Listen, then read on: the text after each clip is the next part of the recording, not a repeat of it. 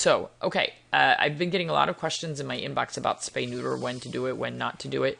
And I did post yesterday an article, I think out of Atlanta, that the AVMA is looking at, and veterinarians are looking at shifting the old paradigm of we always spay and neuter at 6 months by 6 months of age, and the early spay neuter. They've been saying for years that early spay neuter does not cause any damage to our pets, and they finally are now agreeing after some lovely studies that have been done, and after seeing the side effects of early spay neuter, now that, because they started doing that maybe 10 to 12 years ago to get these animals out of shelters. And so now we're seeing these animals at the other end of their life, and now is when we really see the downside of what was done to these animals at a young age. And so the studies are pretty conclusive that we're causing joint damage, and we're not protecting them against cancers by that early spay and neuter, and we're getting leaky, incontinent dogs. There's a lot of side effects from it.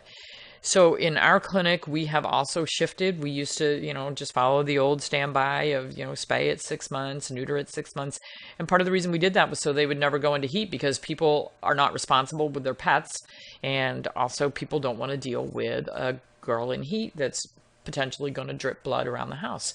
And by the way, we do have female diapers that keep your house clean, so pretty simple.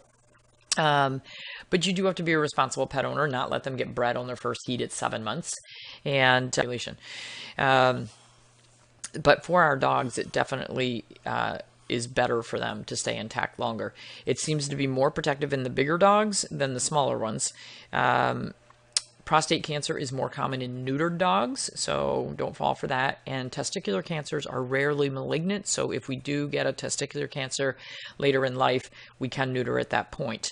So for the males, I'm recommending leave them intact unless we have a severe behavioral issue, the owners are not responsible, the dogs are roaming at large, people can't control their males. We left Stewie intact. That's the first intact male I think I've owned in my life. But when I adopted him and did his dental, I was like, well, there's no good reason to neuter him. I don't have any unspayed females. No good reason. So he's still intact. Everybody else we got through rescue, and they all came in already spayed and neutered, but they got spayed and neutered later in life.